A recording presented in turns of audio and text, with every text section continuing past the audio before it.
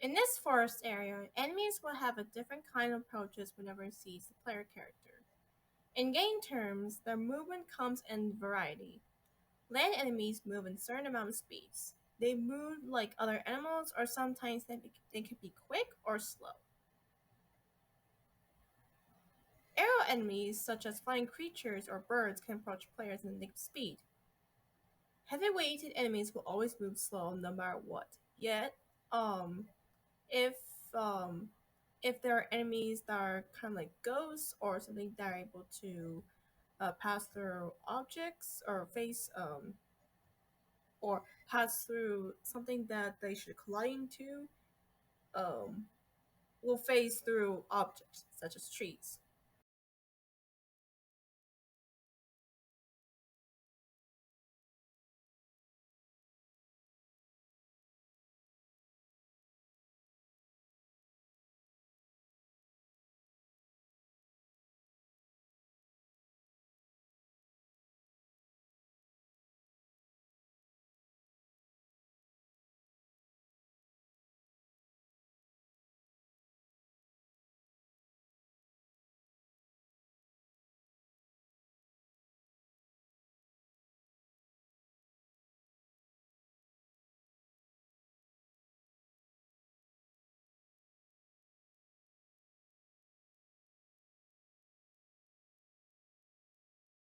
There are cases where if I were to spawn too much actors like the raining fireballs, there's a chance one of them will initiate the next level command. To prevent that from happening, I'll press a certain key code to destroy those fireballs. And there we go. Oh, as I proceed to spawn more fireballs, and initiating the key code should destroy those fireballs. In all game developments and programming, there can be or will be only one. By one, almost all games must have crucial information that can provide easier access from codes. Health systems are part of the singleton pattern, including the use of game instance because it holds data of health lives and persists between levels. Let's say you take quite a lot of damage from a horde of tough enemies. You somehow manage to survive, but your health doesn't look too pretty well. You expect the next area or the next level will be the rest area. It is not, sadly. It is another platform or environmental area that is filled with another group of tough enemies. The player's health carries over, which increases the difficulties for players.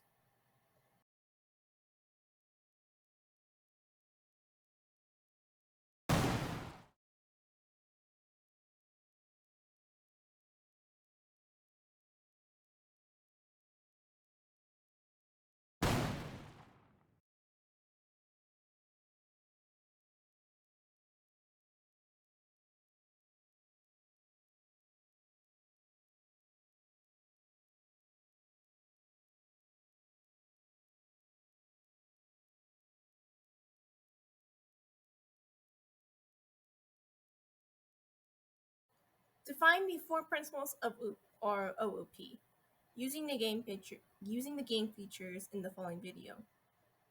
Abstraction. The players simply collect points that will increase their scores. The more points they collect, the higher the score is. There is nothing else much than just collecting points. Polymorphism. When you think of jumping in, where does the player jumps in? Do we jump in the fire and waste our health system? Do we jump in the pot in hopes of finding some secrets or a stack of points? Or do we just jump into the house through the chimney?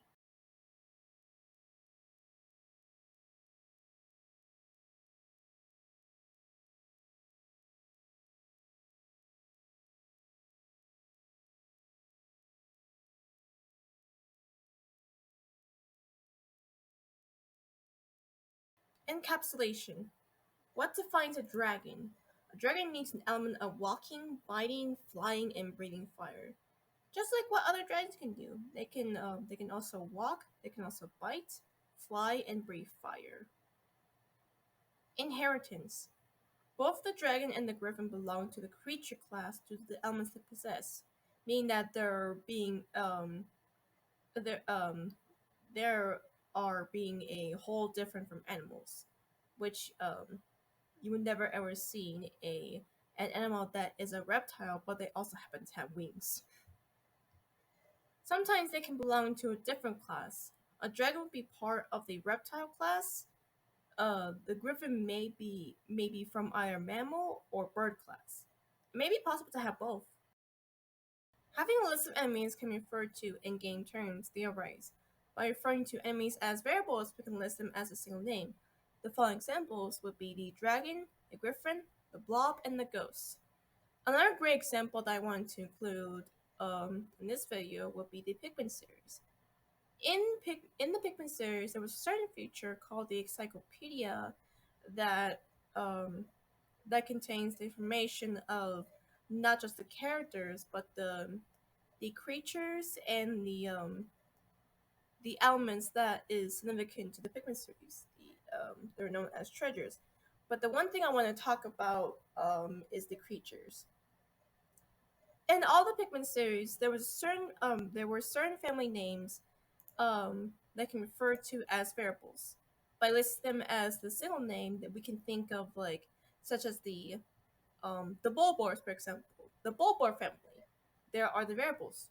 By listing them as a single name, we can think as the ordinary Bulborb, the dwarf Bulborb, the orange Bulborb, and the Bulbear.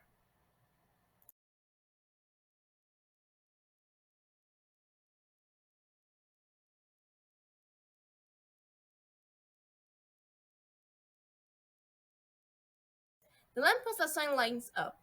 If we want to assume which is the brightest lamp of all, then we need to check if they are from going through the arrays and making them as our target in the list.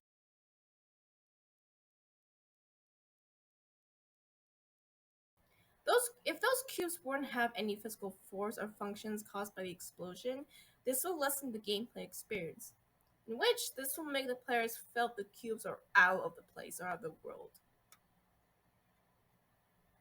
Such as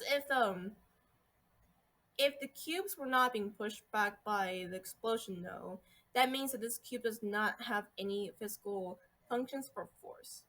They just feel like the cubes are feel like they don't have any effects that are thrown upon and caused by the explosion. They just stands there, not again being blown away by the explosion.